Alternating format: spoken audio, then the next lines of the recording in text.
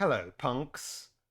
Turn down the volume, take a deep breath, and put on your helmet, because it's time to talk about that thunderbolt from Warhammer the Old World, about magic.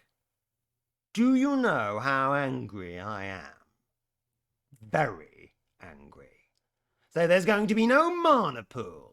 There's going to be no hidden game of poker, power versus dispel, total power, drain magic and escape cards. There's going to be no dice pools, my wits against yours, with me potentially suckering out your dispel dice with a series of small spells ready to set you up for the grand finale. No, instead of those systems, we've come down to this. 2d6. Hey kids, let's just roll 2d6 and try and beat a number. And you know, if you do, the other kid gets to roll 2d6 to try and beat you. Everyone's a winner with a chicken dinner. So, 40 years of accumulated wisdom of the magic minigame thrown in the bin for what basically amounts to a coin toss. In fact, why not simply have rock, paper, scissors? In fact, why not simply have bare-knuckle boxing in the parking lot? If you knock me down, you get to cast your spell, whereas if I floor you, I stop it. In fact, that'd be much better because it would give me the opportunity to smash the head in of the retarded punk who came up with this denture-friendly zombie IQ magic system. So, as you all have gathered, I am not a fan of this announcement. I should say that I am a fan of more or less everything else that's been released about this game, which has surpassed my wildest expectations. However, I think they've made a mistake by simplifying the magic system to this extent. Now, let's consider what we've now got. So spell selection works seemingly in pretty much the same way. There are laws which have 6 spells plus a signature spell, and the wizard can take 1 spell for each of his magic levels. It's not established whether that's random or whether that's chosen yet, incidentally. Now, to cast a spell, you obviously have to be in range, and then comes the real change, which is that instead of powering your spell through power dice or through power cards or through mana points, you simply now roll 2d6 and try to beat a number. Really like in Age of Sigmar and in some editions of 40k. You also add your wizard level. So, if you want to cast an 8+ spell with your level 4 wizard, you're going to need to roll 4 on 2d6 to be able to cast that spell. To dispel your spell, your opponent must have a wizard in range, and they must try and beat that roll on 2d6 to beat you. If they don't have a wizard in range, or they just simply have no wizards, they are also allowed 1 final dispel per magic phase, which is just simply an unmodified 2d6 roll. So really, the core mechanic of casting spells is going to be 2d6 to try and beat a number, and then the opponent rolling 2d6 to try and beat your number, which seems inherently rather simplified. Also consider that spells are no longer cast in a solitary magic phase. They are cast throughout the turn. For example, conveyance spells during the movement phase, bang bang spells during the shooting phase, hexes during the, start of turn phase, and then assailment spells during the close combat phase. So essentially, wizards are going to be really mixed in with the action. You start your combat, you try and cast your combat-related spells. It's your shooting phase, you fire your cannon, then you try and do the fireball with your wizard. And essentially, you're rolling 2d6 to try and beat a number, just like you're trying to roll, to hit dice with your archers, or maybe rolling the artillery dice with your cannon.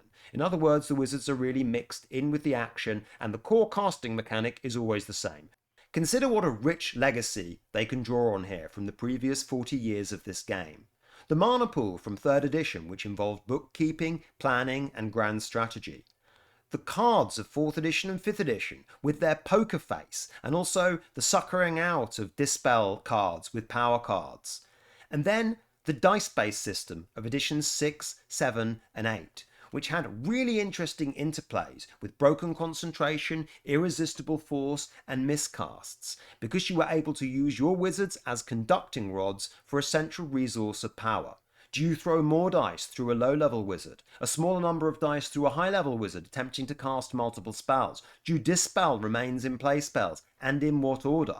All of these things were tactical considerations when you had a single magic phase which brought into play all of the magic that could affect different parts of the game, movement, shooting, buffs, debuffs, etc., and also a range of wizards of different casting abilities and a central resource pool to do casting and dispelling. So let's do a little simulation. So say it's a 7 dice versus 6 dice magic phase in 8th edition. We've rolled, say, a 6 and a 1 on the Winds of Magic, and neither of us have channeled. And I'm, or in the guise of Chantel the Prophetess, looking at my Heaven's spells. So perhaps my first spell is to chuck 2 dice at an Ice Shard Blizzard. It's easy to cast, it has a long range, and it has a lot of different potential interactions. It reduces you hitting in close combat, shooting, and can disable your war machines potentially as well. So you then have a consideration of how many dice you throw to try and dispel me. Maybe I've been unlucky and only just got the spell off. In that case, perhaps you might use only 1 dice to dispel it, or potentially 2. Maybe you just let it go if I've got a high casting value, or you're not that worried about it, because then you're thinking about my second spell. Then, depending on how many dice you've thrown at Ice Shard Blizzard, or if you've dispelled it, I might then decide to follow up by throwing 4 dice at a Comet of Cassandora to really get the spell off that I want. Perhaps if you've played it cannily, then maybe I try another little spell, perhaps 2d6 on a Wisson's Wild Form from my level 2 wizard Marie. That's a little bit harder to get, but if I do get it, then I'm going to place you in a really difficult dilemma if you've only got, say, 3 or 4 dispel dice left. Because probably you're not going to bother holding back only 1 dispel dice, because that's not going to do very much for you, so probably you have to either blow your whole stack at dispelling the wild form or not at all. And then, depending on what you've done, perhaps then I reach the coup de grace and throw 3 dice at a Comet of Cassandora, which is the spell I really want. Another simulation of that magic phase played completely differently might be, say, a 1 dice Flock of Doom from my level 2 wizard, making you make the decision of whether you spend a couple of dice trying to save your light cavalry unit before you try to stop the Comet of Cassandora or the Chain Lightning that I'm going to blow all my remaining dice on. Now, all of this, as I said, is based on bringing all of the different spells in the game into confluence in the same magic phase and having a central pool of power management and dispel management. Now, that simply no longer exists, which seems to me to be rather a simplification. The next thing is risk versus reward. Now, because in 8th edition in particular, you had the Irresistible Force and the Miscasts both occurring on a double 6, there was an inherent risk and reward dynamic with throwing lots of dice at the spell. Because of course in that edition, you could actually lose your wizard. They could go down the hole and die. Even in previous editions like 5th edition, you were able to power up your casting attempts on your dispels. And while there were no miscasts in those editions, there was, nonetheless, still you potentially blowing all of your limited resources on casting or dispelling a particular kind of spell. I also think with risk and reward, there was an interesting simulated dynamic. The higher level wizard doesn't need to tap into the winds of magic so much, so maybe they only need to throw a couple of dice at a spell, and thus are not very likely to miscast and kill themselves. The lower level wizard, however, dabbling with these sorcerous powers, might need to tap into the winds of magic quite a lot to be able to get their spell off, and thus potentially risking the calamitous detonation or a dimensional cascade of miscasting. All of this in conjunction with the broken concentration mechanic, which meant that if you didn't make your casting roll, that wizard couldn't cast anymore, placed a really interesting dynamic and interaction between either overpowering or underpowering spells. And that was all achieved by having that central resource management, and made more interesting as a result. Now I'm not really sure the risk and reward is really there in the same way. You've just got to roll 2d6 to beat a number, and the only real risk of actually casting a spell is a double 1 miscast. And that's only a 1 in 36 chance, so it doesn't seem that likely that that's going to occur. And except in really very fringe situations, I think it's going to be very rare for a wizard to not want to cast a spell at a given moment. And so there doesn't really seem to be much in the way of a downside for casting a spell apart from that 1 in 36 chance, which of course in any case can't send your wizard down the hole. Now, there are 4 sort of broad kind of ways in which I think that this will make the magic phase worse. Now, I do have some more positive stuff, or more speculative stuff, I suppose, to follow this. So it's not just going to be only a whinge from me here. Now, my first complaint is that a dice-a-thon which is going to be most of the time what this is. I try and roll 2 dice to beat a number, and then you try and beat me. That just seems like an inherently kind of boring mechanic. I mean, it's really, if we both have level 4 wizards, really just a kind of a coin toss. And when you consider how complicated so many of the other interactions in this game is, you think about combat phase, hit, wound, armor penetration, armor save, ward save, regens, combat results, etc. That to reduce magic just to this seems really rather strange and out of step of all of the other nuances and the preservation of complexity that they've done with more or less everything else. My second problem is about risk, and I nearly started talking about it just a minute ago. And that would be, why on earth won't you cast and why on earth won't you dispel when you have the opportunity to do so? There's a 1 in 36 chance of a miscast, and as I say, that can't send your wizard down the hole. If your wizard isn't in a unit, then the nastiest rolls in the miscast table also aren't really going to do anything to you, because you're not going to suffer the effects of template damage. So therefore, you're probably going to cast and you're probably going to dispel all the time. Now, the only occasion I can see you not casting is if the spell that you're thinking about casting is just so weak and so garbage that it's not really even worth the 1 in 36 chance of you doing it. And ditto, if you don't dispel, if the spell that has been cast is so weak and so garbage that it's not worth the 1 in 36 chance of you misdispelling to try and stop it. That just seems like an inherently really tedious, kind of disappointing, lukewarm kind of system. Because the only occasion you're not going to want to take the risk is when the resources that you're dealing with or the threats and the potential benefits that you're dealing with are so marginal that it's not even worth a 1 in 36 chance of a miscast where you can't even lose your wizard. That would suggest that those magic spells in those circumstances are so weak and so marginal that there's really no point casting them because they're really weak and useless. So therefore, if there is even a marginal chance or even a marginal benefit of casting a spell, which there really should be if spells are to be meaningful at all, you will always take that 35 out of 36 chance of casting or dispelling. Now, another complaint I have about this is the point about range and position of wizards. Now, they place great stock in the article about saying, oh well, the positioning of your wizards is more important than it was ever before. And that's where the kind of tactics come in, even though the actual mechanics of this are simplified as far as casting and dispelling are concerned. Now, I just think that that's a straw man. I think the positioning of your wizards was always important. Spells always had to be in range. Some spells didn't really have long ranges, and so you always had to take that into consideration.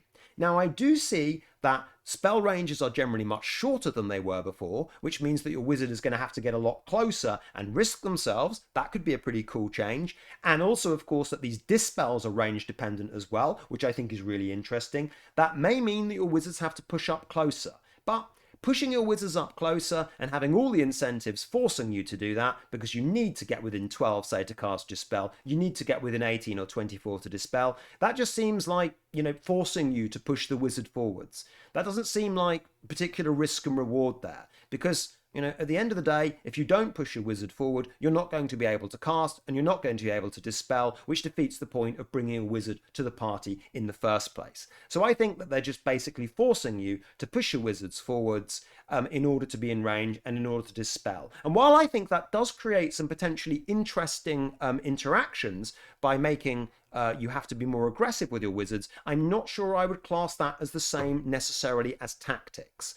The only real change seems to be the limited range of dispels, which I do think brings some interesting interactions into effect. My final kind of complaint, I suppose, is more of a balanced one, but it's that it seems to me that if you're doing 2d6 and you're not able to throw more dice at a spell, that kind of inherently favours higher level wizards who get a much larger modification to the casting and dispel attempts. So, just look at the odds of getting numbers on 2d6. So, for casting a 7+ spell as a level 4 wizard on 2d6, it's a 97% chance compared to a 72% chance for a level 1 wizard. If it's a 9+ spell, it's an 83% chance for the level 4 compared to a 58% chance for the level 2. And so that seems to me to really relatively advantage high level wizards compared to low level wizards. Now, the way that low-level wizards, I think, could be empowered by this is if you are allowed to cast, especially the signature spells from these laws of magic, as many times as you have wizards. That would then place low-level wizards in the spam kind of category. For example, 3 low-level wizards all trying to cast Fireball. Sure, they're less likely to get it, but you've brought many more potential fireballing casts to the battle, which could give you some interesting dynamics in that respect, especially if you're allowed to cast multiple signature spells. I think if you are not allowed to do that, and they take off the ability for low-level wizards to spam magic, then I'm not really sure what role low-level wizards will have in the game, unless there's something we haven't been told yet. Right, with all that negativity out of the way, let me tell you a few of the things that I am much more open-minded to and might potentially like. Now, I think the first thing, as I've mentioned before, is these dispel kind of attempts. Having to get your wizards in range to dispel stuff, I do think is a potentially interesting kind of mechanic, and does bring in the possibility that even if your wizard doesn't have very useful spells to attack the enemy with, there is still an incentive to try to get them into a position where they can stop enemy spellcasters. I also like the way that magic resistance seems to read in this. Now, Magic Res in 8th edition just gave you an extra ward save for each level of Magic Res you had. And that was kind of inherently not that interesting because a lot of spells, buffs and debuffs, movement, etc., didn't involve ward saves, and some of the nastiest spells in the game, like Purple Sun and Dwellers Below, didn't let you take ward saves anyway. With the way they were using Magic Res here, I think we can probably surmise that it's going to subtract whatever the Magic Res is from your spell attempt. So, for example, if you want to try and cast a spell at my, I don't know, Bretonnian men-at-arms led by a prophetess, you are going to be taking a -2 on your dice roll because of the presence of the prophetess there. And that does seem quite interesting because it would discourage you from targeting spells that have high magic resistance. So I quite like some of those anti-magic kind of dynamics, and there is of course this final dispel in there as well. I'm not quite sure how that would work because I'm not sure what would happen if you rolled a double 1 there. I guess probably nothing. So dispelling I'm a little bit less kind of opposed to, I think, with this 2d6ing than the casting. Now, the other one is more a point of nuance. Now, I am saying that there is no resource to manage here. Now, that is not strictly true because if there are limited opportunities to cast the spell, whether it's in each phase of the game, or maybe 1 casting per phase, or a certain number of casts per turn, perhaps dependent on the wizard level, then that would in a sense bring the resource of opportunity into the equation, which is that if you have only a limited number of spells you cast, perhaps you don't cast that fireball in the shooting phase if you can. Perhaps in fact you save your opportunity to cast for a combat buff in the combat phase. I'm quite skeptical though, looking at the spell power, that is going to be the case, however. Everything that I think we've read so far rather implies that each wizard will be able to cast 1 spell that can be cast in that phase on each occasion. So a level 4 wizard potentially could have up to 4 casting attempts per turn. If there are limits on that, however, that might bring a little bit more in the way of tactics into play. But as I say, I think from the contextual information we've got so far, that seems relatively unlikely. But if it is the case, that might bring in some kind of resource management of maybe a sort of a more negative kind of simple kind, but still better than nothing. The next 2 points are, I think, broader and more philosophical ones. The first thing is, we have to see how this blends into the whole game. Magic, in this edition and in all previous editions, has interacted with almost all of the rest of what occurs in a Warhammer Fantasy battle. And really, in order to be able to judge it, we need to be able to view the game holistically. Sure, magic in and of itself might not be that interesting in terms of how it's cast. It might not really simulate the huge kind of sorcerous power that I think really should be simulated in a magic phase and has been simulated before. But it still might blend into a really good game. Sure, maybe the focus isn't really on the wizards, maybe it's more on the combat, maybe it's more on the shooting. And you play the game and your wizard, rolls the 2d6 each turn, and the enemy tries to roll theirs, and the wizard does a little bit of this, a little bit of that from time to time, and that fits in kind of satisfactorily with the whole game, and everyone has fun, shakes their hands, and, enjoys their evening. In that respect, I can still see myself really liking the game, although I suspect it will be in spite of the simplification of Magic rather than because of it. The other thing is perhaps even more philosophical, which is that, they are trying something new with this. It's not the direction that I think they should go, and it's not the direction that they've taken in more or less every other respect of the game. But they are trying something different. And even though the Magic phases in all of the other editions of Warhammer Fantasy have been really good, they've kept experimenting with it. And each time I think they've added something new that was quite nice, and maybe lost some things from previous editions. Maybe this will kind of be the same. Maybe, we will see that perhaps, other parts of the game get emphasized, that might have been perhaps overshadowed by Magic before. And, that might be potentially quite interesting, even though it's not going to please fans of Magic. And perhaps also consider that Warhammer is bigger than just its present edition. Warhammer is a game that has had 8 different editions. Now we're going into a 9th one as well. And, never mind, any of the fan projects or unofficial versions on the side. If Magic isn't that interesting for a few years in Warhammer the Old World, that will probably come out in the rinse. Perhaps they'll change the Magic system in the next edition of Warhammer the Old World. Or just generally, perhaps it presents some opportunities even for kind of homebrew rules. There are a lot of opportunities regardless of, whether one particular part, of the game is good or not. And I think all of the editions of Warhammer are greater than the sum of their parts. And just because I might not like Magic in one particular edition, doesn't mean that that system can't change, and my love of older editions where I preferred the Magic isn't increased.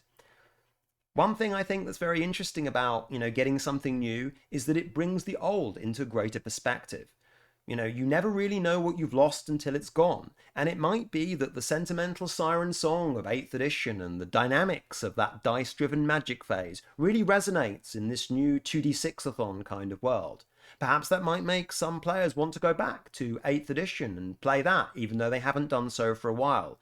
And as far as I'm concerned, I don't care if, everyone in town is, wearing the latest fashion or not. It's all good as far as I'm concerned. At the end of the day, if we're all wearing Warhammer, regardless of whether it's Warhammer the Old World, 8th edition, 6th edition, or 3rd edition, I'm a happy man.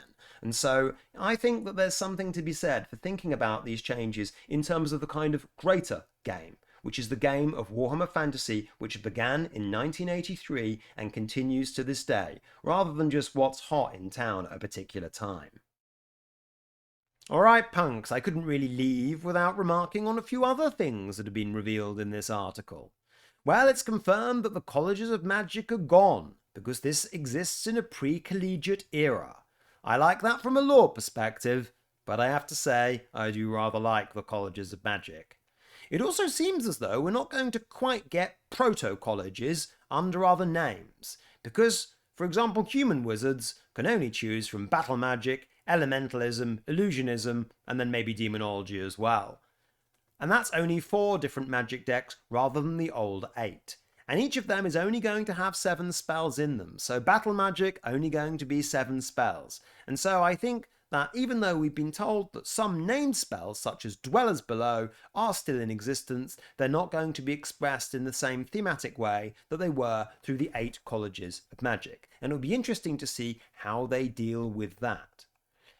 Now, the miscast table is probably one of the things that has been talked about the most, because many players were very used to, with trembling fingers, looking at the back of their Warhammer rulebook to see whether or not their wizard had gone down the hole or not. Of course, experienced players did learn the miscast table by heart, but it was always quite fun when you didn't know it to see what had happened. Now, on a roll of 2 to 4 if you miscast, which you do of course on the accursed double 1 on these 2d6, if you roll a 2 to a 4, you get the Dimensional Cascade, which was of course the dreaded roll in 8th edition. Now, Dimensional Cascade does pretty similar things to what it did before, in terms of a large template inflicting strength 10 hits on your unit. Now, that's probably going to take out most of the unit that you miscast with. Now, it does say that each model that lies underneath the template risks being hit rather than that is hit, which isn't a nuance I've seen discussed elsewhere. Might mean they only get hit on a 4+, but nonetheless, even if it's on a 4+, you're still not going to want strength 10 hits on that volume of models. That is still a potentially frightening result. The Calamitous Detonation, only a 3-inch template, going to take rather less damage from that, also only at strength 6. Note that it still probably seems to be advantageous to put your wizard on the edges of units. One, because they're going to have less models fighting them if they're on the edges of the unit, but also because the effects of the Dimensional Cascade or the Calamitous Detonation will be minimized if your wizard is on the side of the unit, because they will not hit as many of your guys. Then after the 5 or 6 on 2d6, the effects become much more mild. So a 7 is the Careless Conjuration, which just means your wizard takes 1 strength 4 hit, which doesn't sound very threatening, just a nasty little poke in the eye for rolling that double 1. An 8 or a 9, you do indeed get your spell off, but are not able to cast any more spells for the remainder of that turn. On a 10 to 12, you get a Power Drain. This used to mean that you forgot your spells. Now it just means that you actually get the spell off with total power, or a perfect invocation as they now call it, but are not allowed to cast any more spells for that turn. Again, those two last effects seem relatively marginal, and if of course they happened when you were casting assailment spells in the combat phase, it wouldn't matter because your turn would almost be over anyway. Now, I think that these miscasts, while they are frightening enough, you can of course no longer go down the hole, i.e. lose your wizard. And so therefore there isn't the kind of fear factor of the miscast that there used to be. And consider that lots of wizards, especially flying wizards or dudes like demon princes and stuff, don't tend to go in units. And if that's still the case, those wizards aren't really going to suffer much in the way of damage from these miscasts, because there's not going to be a unit round them to even hit. And indeed, if they're in combat, then more of the enemy are going to get hit by these templates than their friends. And so there is, I think, for these kind of mobile wizards, even less of an argument for not casting a spell through fear of a double 1, which goes back to my earlier complaint that I can't really see any scenarios where you are not going to try and cast a spell or try to dispel a spell unless those spells are so garbage to be not worth casting or not worth stopping, which would defeat the point of having wizards in the first place. Anyway, we then go on to some more announcements about Bretonnians, who always seem to be our sort of kind of example template for many of these things, which is fine by me. We have another profile, where we have the Prophetess and the Damsel. The Prophetess has a slightly better profile than she did in 8th edition. She has another weapon skill, and she has another attack. But apart from that, it's all the same. We also find that the Prophetess has 3 different laws that she can choose from: Battle Magic, Elementalism, or Illusion. The Prophetess also has some mount options as well, which are quite interesting and we'll come on to in just a minute. And she has a number of interesting special rules, including magic resistance. She also has a special rule called Law of the Lady, and given that they're calling the other spell decks laws, I was rather hoping that that might mean a Bretonnian-only magic law, which is of course something that Bretonnians didn't really have except in Warhammer Armies projects. And it would be nice to see, a race-specific magic law for most of the races, and I do think Bretonnians, would be one that perhaps would benefit from that. Regarding the mounts, again, it's pretty much as it was before, except that you now have the option to ride a unicorn, or an unicorn, which is, of course, enough to get me very, very excited.